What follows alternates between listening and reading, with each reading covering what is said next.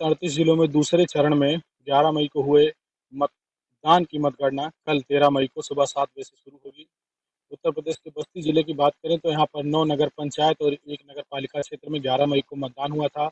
एक साथ सभी की मतगणना अलग-अलग मतगणना स्थल बनाए गए हैं, वहाँ पर एक साथ मतगणना सुबह 7 बजे शुरू होगी। जो नगर पालिका क्षेत्र है, उसके साथ कई नगर पंचायत क्षेत्रों के लिए शिवहर किसान पीजी कॉलेज को स्ट्रांग रूम बनाया गया है, मतगणना केंद्र बनाया गया है। इसके साथ ही अररिया में नेशनल इंटर कॉलेज को मतगणना केंद्र बनाया गया और उधौली में भी 3 स्थानों पर पूरे जिले में मतगणना होनी है, जिसमें 9 नगर पंचायत के तमाम सारे अध्यक्ष और सभासद के प्रत्याशी और सबसे महत्वपूर्ण सीट जो नगर पालिका क्षेत्र है, उसकी मतगणना की जाएगी। बस्ती जिले में अगर इस बार चुनावी और राजनेताओं के दखल की बात की जाए तो यहाँ पर भाजपा के राष्ट्रीय मंत्री और सांसद हरीश द्विवेदी की प्रतिष्ठा दांव पर लगी हुई है।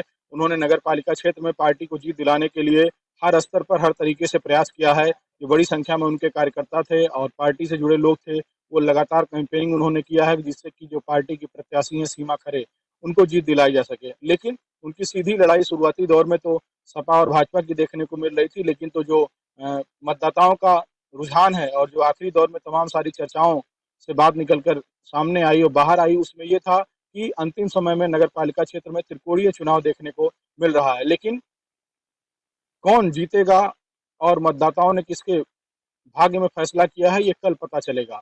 अगर बभनान, कप्तानगंज, हरैया और तमाम अलग जो गाय घाट है, जो नगर है, रुधौली है, मुंडेरवा है, तो अधिकांश स्थानों पर सीधी लड़ाई भाजपा और सपा की इस चुनाव में देखने को मिली है। लेकिन कुछ नगर पंचायत क्षेत्र ऐसे भी हैं जहां पर बसपा और निर्दल प्रत्याशियों ने अपना दबाव बनाए रखा है और उनके पक्ष में भी बड़ी संख्या में मतदाताओं ने वोट किया है।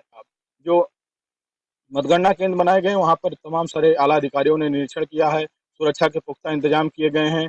जिलाधिकारी के निर्देश पर जो है दारू और जो अंग्रेजी शराब की दुकानें हैं वो कल बंद रहेंगी, परसों वो दुकानें खुलेंगी। तो तमाम सारे एहतियात पुलिस और प्रशासन की तरफ से यहाँ पर लिए जा रहे हैं जिससे कि सकुशल जो मतगणना है वो संपन्न कराई जा सके। बड़ी संख्या में जो पुलिस फोर्स है वो तैनात की गई है। सुबह 7 बजे से जो है काउंटिंग शुरू होगी और कई चरणों में जो है काउंटिंग को पूरा किया जाएगा और जो भी चरण वाइज जो रिपोर्ट होगी वो लोगों को उपलब्ध कराया जाएगा। तो कुल मिलाकर आज जो पूरे दिन का माहौल ये रहा कि सारे प्रत्याशी और उनके समर्थक पूरे दिन जो गुणा गणित है वो लगाते रहे, किस तरीके से कौन से बूथ पर कितना वोट उनको मिला और क्या क्या समीकरण उनका कहाँ कहाँ कैसे वो सेट किए थे, उस पर कितना काम हुआ, मतदाताओं ने किस तरीके से उनके पक्ष में वोटिंग की और जिन बूथों पर वो मजबूती से चुनाव लड़ रहे थे उसकी समीक्षा तो हुई, लेकिन जहाँ पर कमजोर थे और उन बूथों को मजबूत बनाने के लिए तमाम सारे जो प्रयास और हथकंडे प्रत्याशियों के द्वारा अपनाए गए थे वो कितने कारगर हुए, इसको लेकर भी लगातार जो है प्रत्याशियों ने पूरा गुणा गणित दिन भर करते रहे।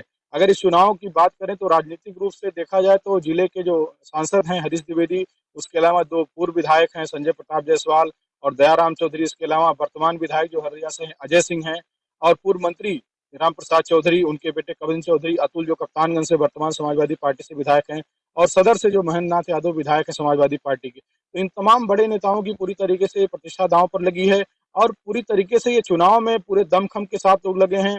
जो इनके अपना जो टीम थी उसके साथ इन्होंने काम किया और तमाम सारे विधायक और अन्य जनप्रतिनिधि तो डोर टू डोर जाकर इन्होंने अपनी प्रतिष्ठा बचाने के लिए और पार्टी को जीत दिलाने के लिए पार्टी के प्रत्याशी को पूरा दमखम के साथ प्रचार किया। कप्तानगंज नगर पंचायत में जो विधायक स्थानीय है कविंद्र चौधरी, वो लगातार डोर टू डोर उन्होंने कई दिनों तक लोगों से संपर्क किया और पूरे समीकरण को पार्टी के पक्ष में साधने के लिए उन्होंने लोगों से बात की, लोगों को आगामी जो योजनाएं हैं उनके पार्टी की किस तरीके से वो नगर पंचायत क्षेत्र का विकास करेंगे उसको लेकर बात की। दूसरी ओर जो वहां पर भाजपा के प्रत्याशी हैं इंजीनियर वीरेंद्र कुमार मिश्रा, वो लगातार कैंपेनिंग का उन्होंने किया था और अपनी सौम्य छवि के नाते वो तमाम जो लोकप्रियता उनकी थी वो लगातार उसका असर देखने को मिला था चुनाव में। लेकिन अब परिणाम में कितना तब्दील हो पाया, जनता ने वोट कितना उनको दिया, ये तो कल जब मतगणना होगी तब पता चलेगा। लेकिन जिस तरीके से इस बार तमाम जो दिग्गज नेता हैं जिले के, उन्होंने उनकी प्रतिष्ठा दांव पर लगी और लगातार उन्होंने कैंपेनिंग की है। ये देखना काफी दिलचस्प होगा कि उतना उनका प्रभाव कितना रहा इस चुनाव में। क्या संजय प्रताप जायसवाल जो पूर्व विधायक हैं वो अपनी पत्नी को संगीता जायसवाल को जिता पाएंगे? भाजपा के टिकट पर दयाराम चौधरी जो सदर से विधायक रहे हैं, उनकी पत्नी गणेशपुर से नगर पंचायत से जो है प्रत्याशी जो थी वो अध्यक्ष पद की, वो जीत पाएंगी कि नहीं? उनके जीत सिर पर जीत का सेहरा बंधेगा कि नहीं? अररिया से जो विधायक है अजय सिंह, वो लगातार जो है पार्टी के जो प्रत्याशी हैं उनके लिए लगातार कैंपेनिंग उन्होंने की और मतदान के दिन जो सपा के प्रत्याशी हैं कौशलेंद्र प्रताप सिंह, उनसे उनका विवाद भी हुआ। और विवाद का वीडियो सोशल मीडिया पर वायरल हुआ। तो पूरा उनका जो इन्वॉल्वमेंट है वो दिख रहा था। लगातार वो प्रत्याशियों के साथ, मतदाताओं से उन्होंने बात की, मतदाताओं को ज़्यादा से ज़्यादा स्टेशन पर पहुंचाने के लिए और पार्टी के पक्ष में मतदान करने के लिए उन्होंने लगातार प्रयास किया। तो ये पूरा समीकरण जो है कल दिन भर जो है तमाम सारे गहमा-गहमी के बाद, तमाम स्थानों विवादों के बाद, बनकटी में भी विवाद हुआ।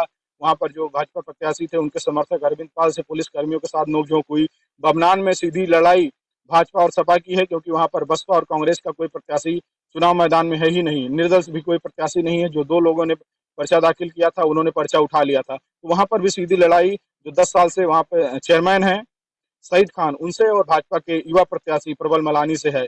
प्रबल मलानी के साथ भी जो भटहा जंगल बूथ पर जब फर्जी वोटिंग की सूचना मिली वहाँ पर पहुंचे थे, वहाँ पर भी उनसे कहा-सुनी, उसके बाद पुलिस कर्मियों ने उन्हें मतदान केंद्र से बाहर कर दिया था। तो ये पूरा जो चुनावी समीकरण दिन भर का रहा मतदान के बाद, अब सबकी निगाहें सीधे तौर पर कल होने वाले मतगणना पे है।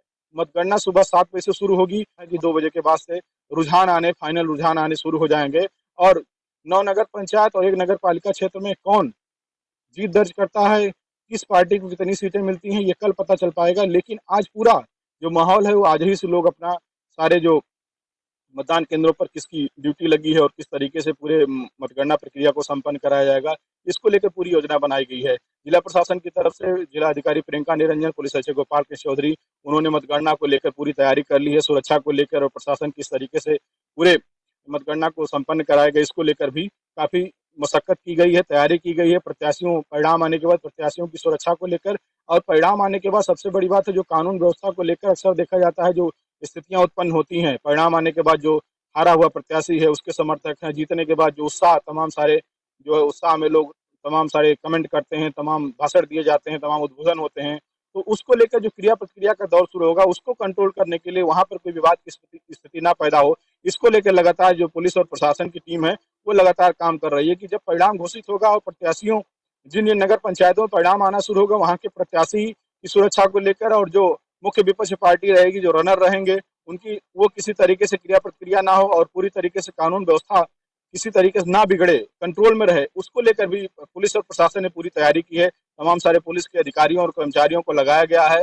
रात भर पुलिस ये भी है कि रात भर पुलिस जिन जिन क्षेत्रों में वहां पर पेट्रोलिंग करेगी और किसी भी संदिग्ध सूचना पर, संदिग्ध व्यक्ति की किसी भी गतिविधि पर लगातार पुलिस नजर रखेगी, जिससे किसी तरीके कानून व्यवस्था की स्थिति ना हो और पूरा जो मतगणना प्रक्रिया है वो शांति के साथ संपन्न हो सके। अब सबकी निगाहें कल 13 तारीख को होने वाले मतगणना पे है। ऊंट किस करवट बैठेगा ये कल 13 मई को पता चलेगा। बस्ती से विवेक कुमार मिश्र।